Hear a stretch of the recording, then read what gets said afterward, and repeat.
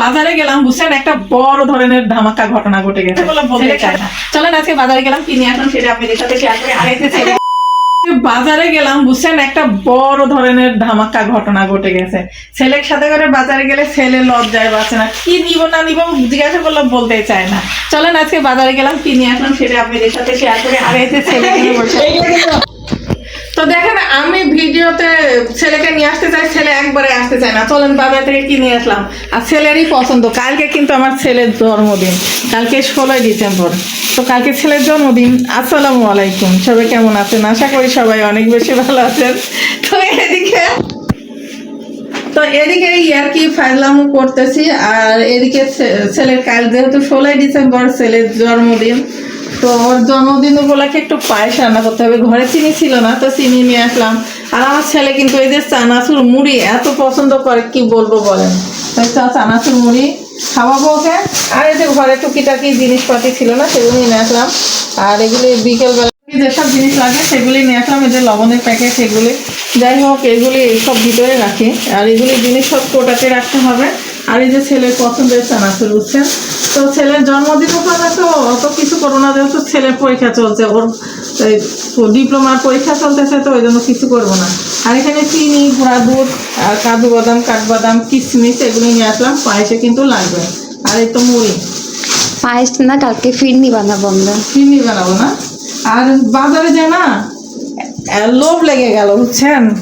কিছু কিছু সবজি দেখলে এত লোভ লাগে, কি বলবো। শীতের সবজি খেতে কিন্তু অনেক ভালো লাগে। তো এই তো পেঁয়াজের ফুলকা দেখলাম বুঝছেন। এগুলি আপনারা কি বলেছিলেন? আমরা কিন্তু পেঁয়াজ যে ফুলকা কলি এগুলি বলেই চিনি বুঝছেন। তো যাই হোক, এদের করলা ভাজিটাও আমার মজা লাগে। আবার এদিকে দেখলাম বেগুন এখন শীতের বেগুনগুলি কিন্তু অনেক ভালো হয়, নরম বেগুন হয়, এগুলি খাওয়া ভালো লাগে।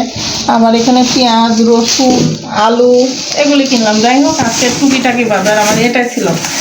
সন্ধ্যার সময় ছেলের সাথে করে যাই বাজার করে নিয়ে আসলাম। আর আজকে সকালে কি রান্না করলাম সেটার একটু ব্লগ আপনাদের সঙ্গে শেয়ার করব। আর এখন চা খাবো আর ছেলেকে মুড়ি মাখায় দেবো, সেই সাথে নিজেরাও খাবো, আপনাদের সাথে সেটা শেয়ার করব। তাহলে দেখতে থাকুন, ভিডিওটি কেমন লাগছে অবশ্যই কমেন্ট করে জানাবেন। আর আমাদের আজকের ভিডিওটি আপনাদের ভালো লাগলে অবশ্যই বেশি বেশি করে লাইক করবেন এবং কমেন্ট করে জানাবেন যে আপনাদের কাছে কেমন লাগলো। তো চলুন এখনকার মতো ক্যামেরাটা রাখছি, চা খাবো যখন, মুড়ি খাবো তখন আবারও ক্যামেরা। ওইদিকে তো আর মুড়ি মাখা চা খাওয়ার সময় কোনো ভিডিওই করা হয়নি, সোজা চলে আসলাম রান্নাঘরে আর রান্না করতেছি। ভাবলাম আপনাদের সঙ্গে শেয়ার করে। আর ফুলকপি আলু দিয়ে, নতুন আলু দিয়ে আজকে মাছের ঝোল করব, তাও আবার তেলাপিয়া মাছের। তো ভাবলাম যে আপনাদের সঙ্গে একটু শেয়ার করে ফেলি। আর এই যে ফুলকপিগুলি সুন্দরভাবে কেটে নিয়েছি দেখতে পাচ্ছেন। আর এখানে তেলাপিয়া মাছগুলি ভেজে নিচ্ছি। আর এই তেলাপিয়া মাছ দিয়ে কিন্তু আজকের রেসিপিটা তৈরি করব। আর এটাই আজকের ব্লগ। কেমন লেগেছে অবশ্যই সবাই কমেন্ট করে জানাবেন। আর যারা এইভাবে ফুলকপি দিয়ে মাছের ঝোল করতে চান অবশ্যই তারা করে খেয়ে দেখতে পারেন, দুর্দান্ত লাগে, কিন্তু খেতে অনেক বেশি ভালো লাগে। আর এখানে চাল কুমড়া, বড়ি এগুলি রাজশাহী থেকে আমি কিনে নিয়ে আসছিলাম। তো ভাবলাম যে সেটা দিয়ে রান্না করছি, যেহেতু মাছ আর ফুলকপি হবে তার মধ্যে বড়ি দেবো না তাই কখনো হয় বলেন। এই তো বড়ি কিন্তু খেতে মাশাআল্লাহ কি বলবো দুর্দান্ত লাগে। আর আমার মেয়ে তো খেতে লাগলেও বড়ি খুবই পছন্দ করে, ও খুবই ভালোবাসে, ওর জন্য আরো বেশি করে রান্না করা। এটা ভেজে নেওয়া হয়ে গেছে, তেলের উপরে হালকা করে ভেজে নিয়েছি। এখন পেঁয়াজ মশলা সবকিছু ভেজে যাই হোক মাছের তরকারিটা করব, তার আগে ফুলকপিটা ভেজে নিই। ফুলকপি আর আলুটা হালকা করে ভেজে নিব, আর ভেজে নিলে কিন্তু খেতেও দারুণ লাগে। তো যাই হোক কে কে এরকম রেসিপি পছন্দ করেন অবশ্যই কমেন্ট করে জানাবেন। যারা করতে চান অবশ্যই বাসায় ট্রাই করে ফেলেন, অনেক বেশি ভালো লাগবে।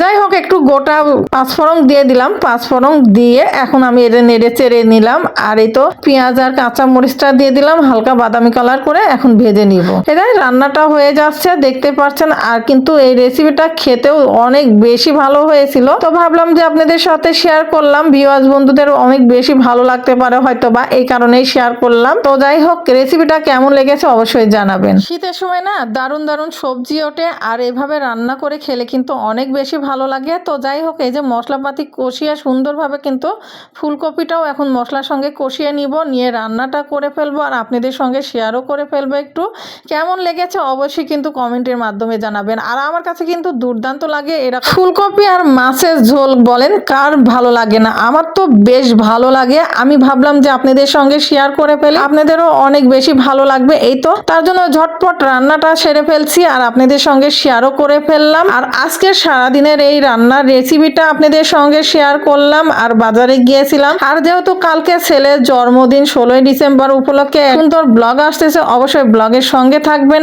আর দেখবেন। আশা করি আপনাদের অনেক বেশি ভালো লাগবে। আর এই তো কথা বলতে বলতে রান্না কিন্তু হয়েই এসেছে। আর এখন কিন্তু একবার ঝোলের পানি দিয়ে দিলাম, বলক উঠে আসলে মাছটা ছেড়ে দেব আর তার সাথে দিয়ে দেব ধনিয়া পাতা। এই তো ধনিয়া পাতা দিয়ে দিয়েছি, দেখুন কত সুন্দর হয়েছিল খেতে, কি বলবো, দুর্দান্ত হয়েছিল। আপনাদের সঙ্গে তো শেয়ার করেই ফেললাম। যদি ভালো লেগে থাকে অবশ্যই বাসায় ট্রাই করবেন। আর আজকে সারাদিনের ব্লগটা কেমন লেগেছে সেটাও অবশ্যই কমেন্টের মাধ্যমে জানাতে কিন্তু ভুলেন না। আর এখনকার মতো বিদায় নিব, সেই পর্যন্ত সবাই ভালো থাকবেন, সুস্থ থাকবেন আর আমার ফ্যামিলির জন্য দোয়া করবেন, আমার জন্য দোয়া করবেন। আল্লাহ হাফেজ, আসসালামু আলাইকুম।